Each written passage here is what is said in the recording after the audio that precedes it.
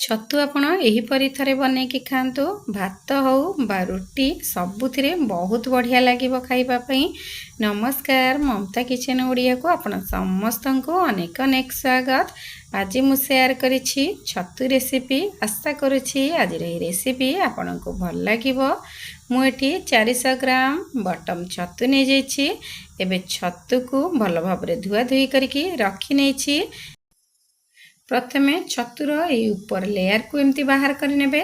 देखंतु मु आपन को देखै दोछि मु जेमती बाहर करछि आपन सही भली सब छतुर एमती बाहर कर नेबे। तापर कोन करिबा तापर मझिरु एमती कट लगै नबा एवं गोटे छतु को 4 पीस करि नबा। मु जेमती काटुछि आपन सेमती ही काटिबे। तापर एठी गोटे मसला बनै नबा। एबे सब छतु को मु एही भली काटि के रखि नैछि। एबे चलंतु मसला बनै नबा। मसला बनैबा पई मु अदा रसुण पेस्ट आगुर बनै के रखि नैछि। गोटे बुदा रसुण एवं खंडे अदा को एमती ग्राइंडिंग करि के रखि नैछि।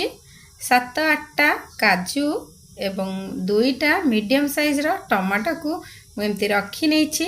ताकू मध्य सेमती ग्राइंडिंग करि नबा। एठी 4 रु 5टा पियाज एवं गोटे कैप्सिकम को काटि के रखि नैतिली।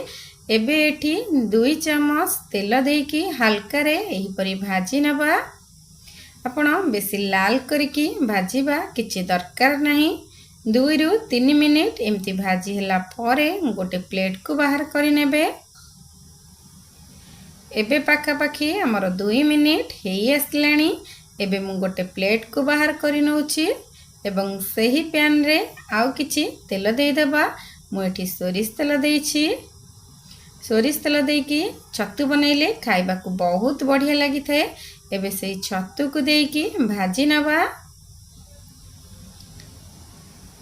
एबे प्रथमे आकु 2 रु 3 मिनिट मीडियम फ्लेम रे भाजीबा।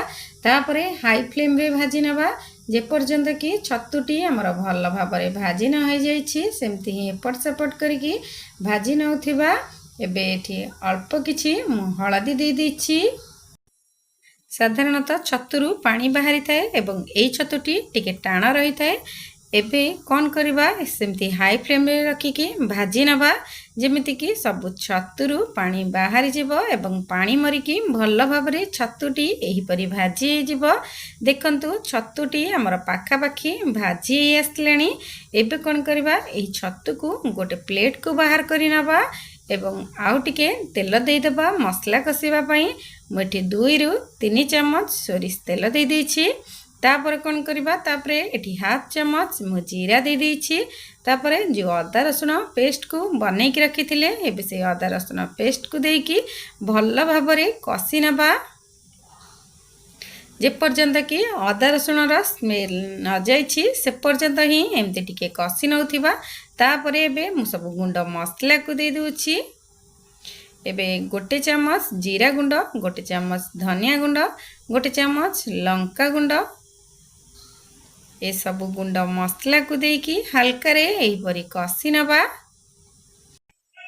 मसला हमर कसी आसले जो टमाटो काजू रो पेस्ट रखी थिले एबे से टमाटो काजू पेस्ट को दे देबा। देखंतु मसला हमर भल भाबरे कसी आसलानी। तेलरु मसला पूरा अलगा हे जाउछि। एबे सही स्टेज रे ए सब को देकी भल भाबरे कसी नबा। ए सब मसला देला परे 5 रु 7 मिनिट एही परी भल भाबरे कसी नबा। एबे कोन करिबा एबे एठी मु स्वाद अनुसार लूण दे दोछि। देखंतु मसला हमर केते सुंदर कसी आसलानी। बास्ना मध्य बहुत बढ़िया आछि। एबे एठी जो कैप्सिकम पियाज को भाजी के रखिथिले एबे से कैप्सिकम पियाज को देकी एई मसला रे भाजी नबा। तापर कोन करिबा तापर जो छतु को भाजी के रखिथिले तापर ए छतु को एई मसला रे देकी भल भाबरे कसी नबा। छतु को देला परे 10 रु 11 मिनिट एही परी मसला रे भल भाबरे कवर करके कसी नबा।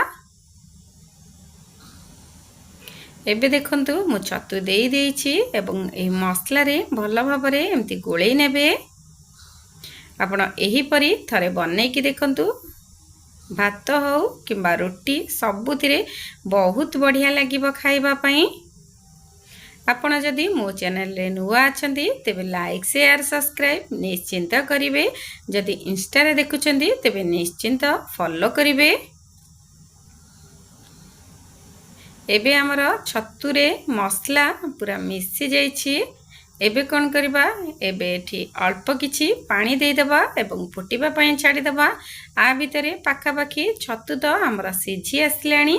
मु एठी 2 कप भली पानी दे देउछि एवं कवर करिकी पुणी आउ 5-10 मिनिट एठी फुटिबा पई छाडी देबा।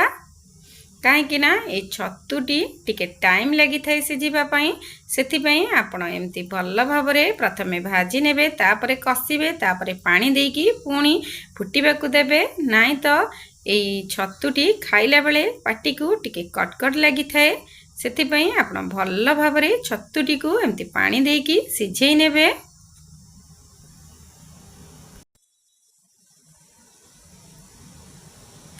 एबे पाखापाखि हमर 10 मिनिट हेई आसलाणी। आ भितरे छतुटी मध्य प्रस्तुत हो जाइछि। आपण एहीपरि बनेकी देखंतु, देखिबे बहुत स्वादिष्ट बनिबो। आजिर ही रेसिपी आपणकर प्रस्तुत हो जाइछि। एबे गैस ऑफ करि नबा।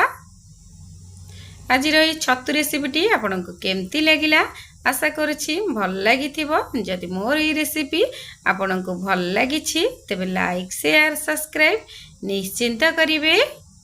मो आ गोटी रेसिपी नै कि आपण मानक पाखकु आसीबी।